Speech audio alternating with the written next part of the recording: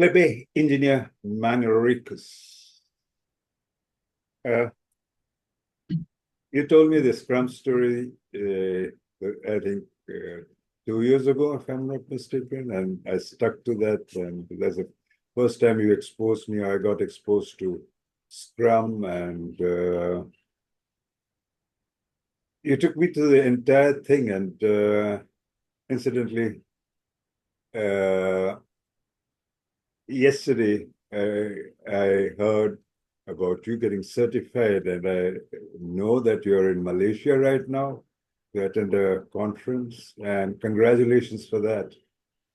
And I'm happy for you. Thank you.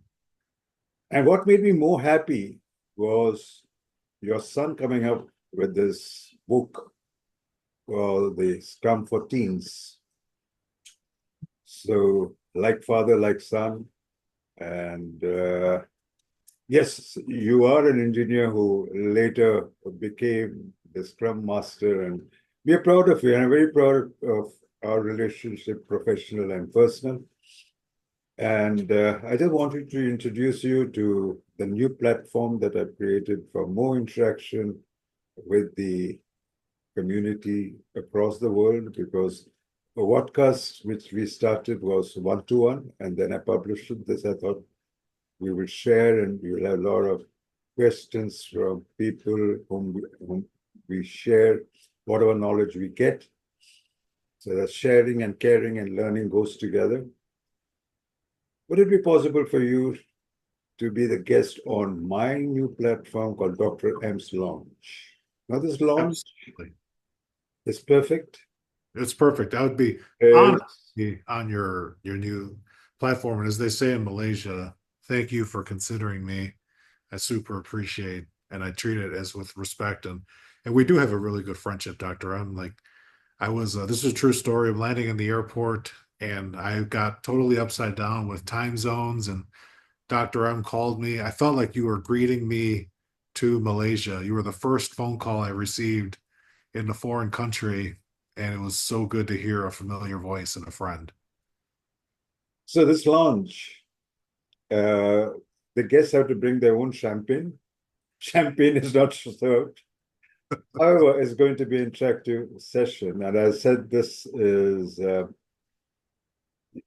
what I'm going to talk about is I'm so impressed with what Scrum does in the end, what the way you have been teaching Scrum, and the way Scrum by itself is such a powerful way of looking at things and of moving it, as you said, easier, better, faster, cheaper. Correct. But you, in your voice, it sounds much better. Oh, that reminds me, I owe you one more thank you. That my jingle now carries your voice. Okay, and thank you very much for that. And so when I looked at Scrum, and I had you in my mind, and I said that was a rugby pose that I saw you introduce me. I said, why Scrum? And then I said, technically, it's so superb, but look at the human side of it. And I said, can I get Felipe, with all his experience and there's so many Scrum Masters that you have developed, the people that you have worked with, and construction unit, the best I know, in India and abroad, involves a lot of dependency relationship between one trade to the other. And it is a total effort of all these people. And I'm sure when they work together, they influence each other. So can we look at the human side of Scrum, your experience? Felipe, I did not get prepared for a formal introduction of yours, which I would do when I'm publishing it in the LinkedIn. But over to you, and take away the topic, and please do introduce yourself. Over to you. Yeah, thank you, Dr. M. So my name is Felipe Engineer-Manriquez, as Dr. M said. I am the host of the EBFC show, the Easier, Better for Construction podcast, and we're in approaching year number 6 of the podcast with listeners in over 100 countries across the world. And I even here in the KL, Kuala Lumpur, I found fans of the show, which was a believable treat for me to come and to be among friends that know my work and appreciate the purpose of the show. It's all about people coming in and around the construction industry to share how to make things easier and better for each other. It is a very people-centric type of show, interview show. As you can see from my shirt, for those people watching, I've got my on-brand respect for people, continuous improvement, and principles on the sleeves, different principles, unbranded. These are just principles to live by and also help me to keep people focused. So on to the topic. Scrum, for those of you that don't know what it is, it's spelled SCRUM. It is not an acronym. It is a term that was developed by Dr. Jeff Sutherland when he read a paper that was published in the Harvard Business Review by what we now call the great grandfathers of Scrum, Nanaka and Takeuchi, called The New Product Development Game, which studied a series of companies. And in particular, what struck the researchers, Nanaka and Takeuchi, was that people inside of these organizations were all working in one single direction. And outside of anywhere human, they'd never seen that before other than in a game, in the game of rugby, when the ball is put back in play. Similar to American football, but arguably more dangerous and violent and probably way more entertaining to watch for people that have ever watched rugby. I myself am trained as a Scrum Master, and I'm also a registered Scrum trainer, and I've trained thousands and thousands of teams across the world in many different countries, primarily in the United States. I'm based in the beautiful Golden State of California, where it's almost always sunny and lovely, lovely climate. And from those experiences, I've come to really understand how Scrum works as a system that enables people to get work done at a very high quality ability and with respect, with honoring what it means to be a human being, with interactions between and among the individuals being far more important than the processes. Scrum is very simple. It has just three roles: a Scrum Master, a product owner, and a team member, a development team. And between those three roles, you can organize and get pretty much anything done, from long-term projects, short-term goals. Like you mentioned, my son has the book Scrum for Teens, even working in middle school and high school education, and one of the examples of my son working on an esports team and propelling a group of kids all the way to the national competition in Denver, Colorado, which was amazing experience that I got to play a part of my son's life and just be a cheerleader in the audience watching him on stage. I was and remain a very proud father. But in all of that, the topic at hand is like, what happens before we do Scrum? So one of the things that I work for a large general contractor, and we have, thousands of employees. We work on projects as small as a couple of hundreds of thousands of dollars US, all the way to over $3 billion, from the East Coast to the West Coast, and some projects in Canada as well.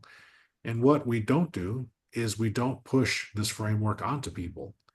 We instead engage with people that are looking for some assistance, some help.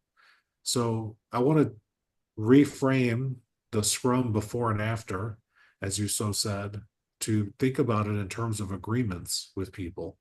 For this to be really respectful and to honor the human beings, we first have to have an agreement. The worst kind of help you can get is, and this is based on the work by Edgar Schein, is what's called unsolicited help. When we freely give someone help that they never asked for and did not want. That is not respectful. And so when teams are performing as lean continuous improvement people with that in our heart, we often get so excited when we see an opportunity to solve a problem that we think, if they'll only follow what I say, if they'll only use the system, if they'll just follow my advice, everything will be great. I've seen this problem 10,000 times, and this is all they have to do. And we just try to force that on people. That is definitely one of the paths to suffering for you and for the team. And so for all the people listening out there, if you've ever been that enthusiastic, continuous improvement person, this episode's for you. So listen up and come and engage in further questions and dialogue. But I will say this, Dr. M, if you do get into an agreement with people where they do want your help, the first thing you want to do is to honor what they've already done.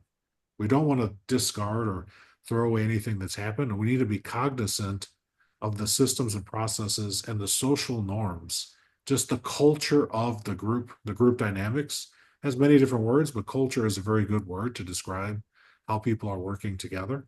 So let's honor that culture first and then evaluate what we can do with agreements. So in Scrum, one of the first things that we do just systematically is to understand what is the goal of what we're trying to achieve.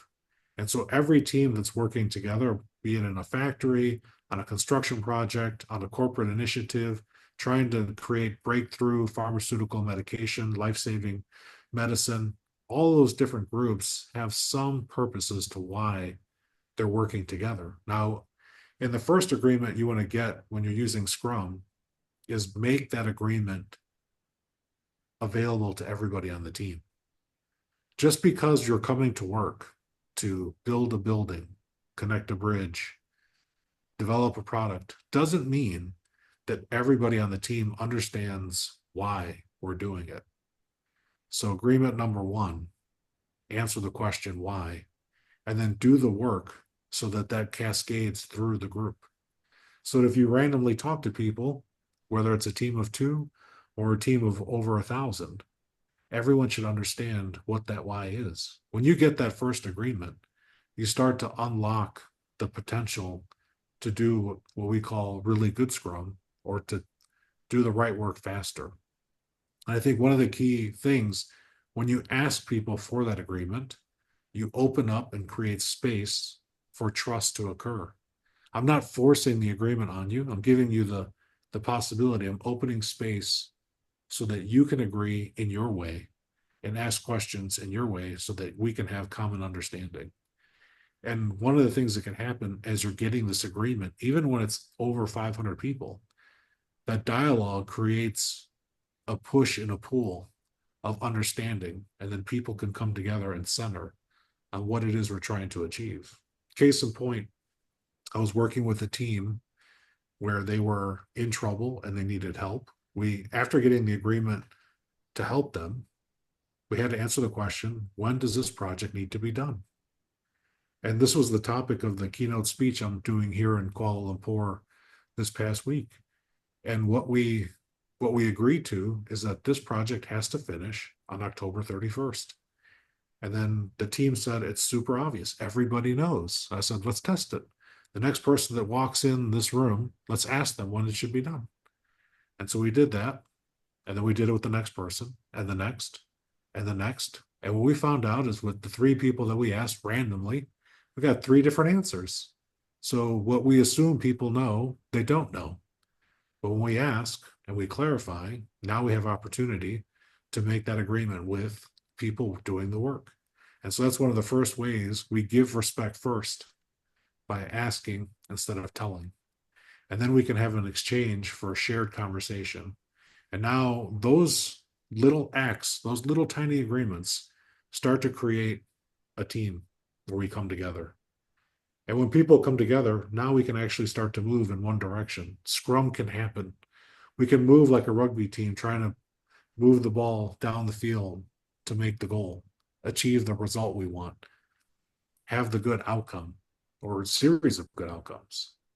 And that only happens with that first initial agreement. Oftentimes, people will rush into the tools or into some new kind of software and fall into this false sense of, if we just buy and implement this thing, we'll get these results. And they forget that people have to buy in.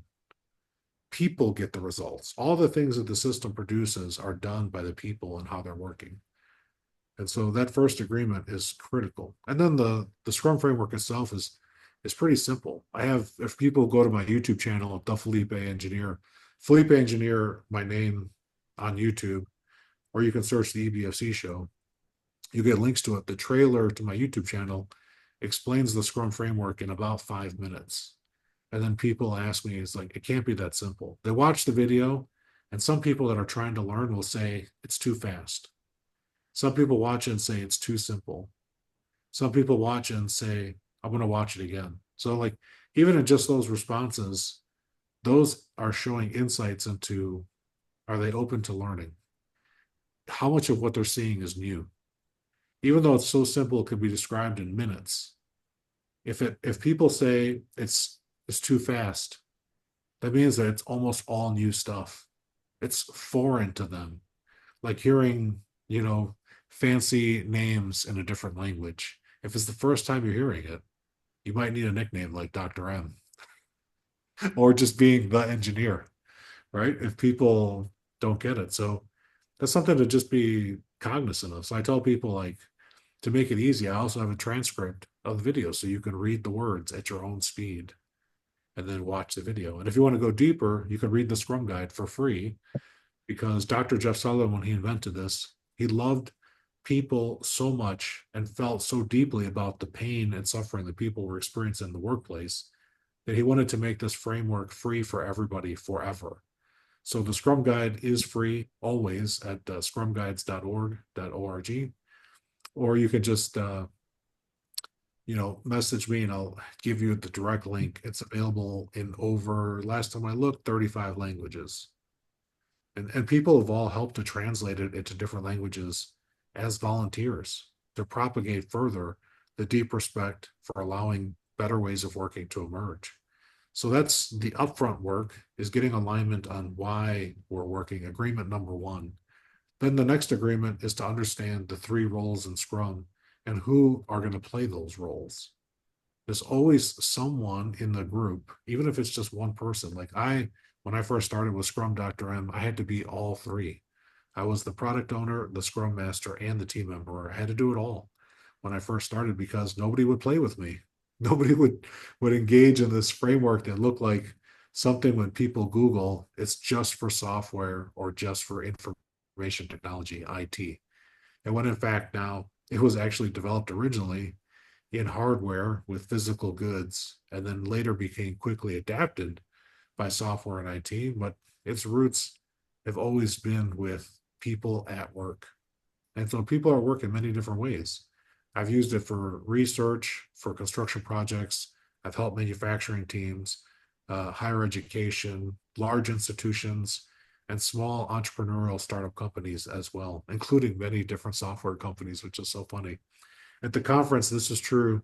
The conference here in the KL was heavily attended by banks, financial institutions, and software companies. And after my 1 hour talk on sharing some of the things that we're talking about right now, it felt like half the room come up to me, but it was probably a quarter of the room. Thank you. And engage in an extended Q&A that lasted during the entire lunch. So I almost missed the entire lunch until the last people asking me questions said, can we go eat lunch together and we can keep asking you questions? And of course I said, I would love to. And so we got to, I did the talk for an hour and then I answered questions for an hour. And then I had lunch for like 20 minutes and answered questions during lunch. So I did Q&A for an hour and a half, even though I only talked for an hour on stage, because so many people had questions, which I really love. And so I think when you get questions like that and you can connect with people in the issues that they're having, you're going to get a second agreement. The second agreement is, where am I going to start? How are we going to implement these things? And my annoying answer, Dr. M, is always start with yourself. Scrum is not something to be looked at from a distance. It's something to get your hands dirty with and actually do it on your own in your own way. And I love this idea so much. I've had so many people ask me, how do I get started? I created a free FREEE, no money course to get started with Scrum by yourself in less than 30 minutes. And you can find that tapping the link in my bio. We're going to thefelipe.bio.link, or just searching for me, you'll find it. And if you can't find it, just email Dr. M and he'll send me your note and we'll get you connected to that free course. And that way you can get your hands dirty and then work on the second agreement, which is starting with Scrum on your own. Then the third thing you asked me is like, what happens afterwards? So I've got a couple of case studies to share. I'll pick I'll do one from the conference first. So first, 7 people working on a construction project in Oklahoma. This was a project for the Bolt Company, and they were way behind schedule. They were not going to deliver on time. We instituted 3 things from Scrum: that first agreement of getting the goal and communicating that across the team. Then we did some visual production and planning using like basic things like markers and marking up documents. So we had a clear roadmap for where we're going to go through the space. And then we put the team on a cycle of 5 days of work, a 5-day work cycle. Prior to the engagement, people had been working overtime for over a year and they were not making time up, but that's the default thing.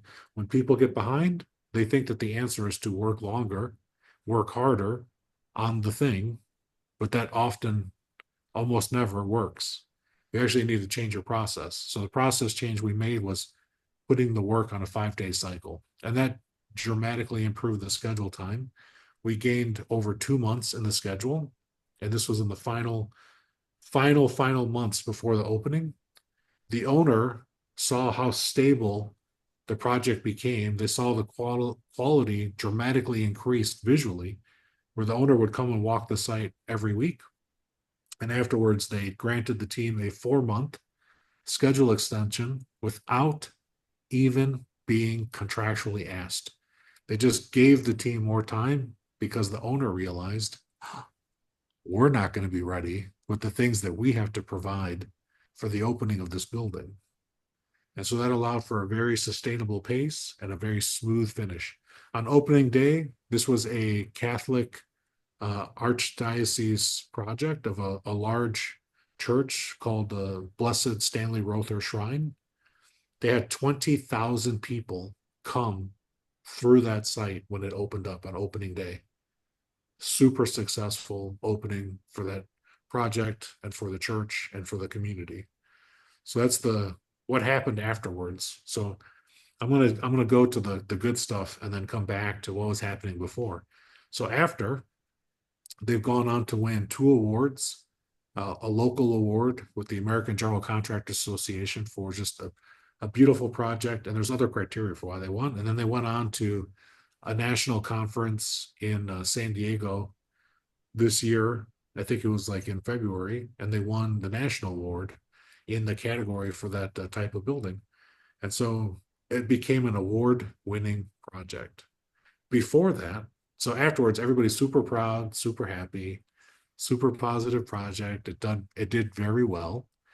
And that project has helped our company to win even more projects of that type and caliber. But before that, the team was burning out. The team felt overworked. The team was tired. The team felt like nothing that they did, and they were following procedures. They were following traditional project management procedures, the things that you would find in any PMBOK, project management book of knowledge. All the things you'd find in the PMBOK, many of those types of procedures, they were following. They were following, our written procedures, and it wasn't getting it done. It was a philosophical misunderstanding that was one of the root causes that was causing so much suffering. And that philosophical thing is that this misbelief that when we get behind, people need to work harder to catch up. And that's just wrong. So that was the before. Afterwards, I don't know how many of the team understands how we focused on flow instead of resource efficiency to get there, but I know that some of the key leaders understand that now and have changed the way they work as a result of that experience. So that's one case study. I don't know how much time we have, Dr. M, to go into another one, or if that's sufficient for. Well, Felipe, Engineer-Manriquez, this is a prelude, and you're going to be the guest at Dr. M's lounge. So we will have many more of these case studies, and what we are going to title it, and with your permission, is called the human side of Scrum, or what Scrum does. Technically, we know, and you have been doing amazing thing. The Scrum has been very helpful, but the impact that it has on camaraderie amongst the trades, the synergy that is built up before, after. It's probably the relationship that you build as a lifelong relationship. I remember talking to one of the Toyota gentleman, that is Geo Parker. Dennis Geo Parker is from Kentucky, and he's completed 37 years in Toyota. And he told me that one of the things that they have is their relationship not only lasts when they are employed, but even after employment, even after they retire, the relationship remains. And we will be talking, and I'm sure we'll have got a lot of case studies and a lot of questions for you to answer on the human side of Scrum. I'll be very happy that you have agreed to be on Dr. M's launch. As I said, champagne on the guests and not on me. But then I'm curious. The guests have to be curious and they have to ask a lot of questions to you. And the one curious thing that I have is, what is it there in the corner of your room? Is something red? What is this? Yeah? Yeah, so that's a character from Sesame Street called Elmo, and his name is spelled ELMO. Mm-hmm. And in the lean community, we use it as an acronym for enough, let's move on. It's a respectful way that when you're in a facilitated environment, like in a workshop or in a meeting, it's one of the agreements we'll get from the rules of engagement. If we start going down the path that's not aligned with the purpose of the meeting or the workshop, we'll throw the Elmo out to the person that's talking, and we'll give them a minute to 2 minutes to conclude their thought. And we can either put it in a parking lot to discuss at the end with the right people, not everybody, unless everybody's necessary, or we just end that topic. So it's a respectful way, a fun way to toss out something to interrupt someone that's taking over or driving us in a direction that we didn't agree to drive to. Right, Felipe, you have every right to throw it on me because this is a prelude. And thank you very much for this prelude. And then we get back the emo when we are on the launch. And it's going to be a great session. And I'm going to invite all the continuous improvement people. I'm going to publish it on LinkedIn. I'm going to send invites. And ladies and gentlemen, join us. And Felipe, Engineer-Manriquez, he has already thrown the emoji on me. And Dr. M stops talking, and normally the most silent, patient host on any podcast is Dr. M. Easy, better, faster, cheaper. And now I'm out of it, sir. Over to the invitees. Please join us for Dr. M's launch, which is going to be announced soon. Thank you very much. Thank you, Felipe.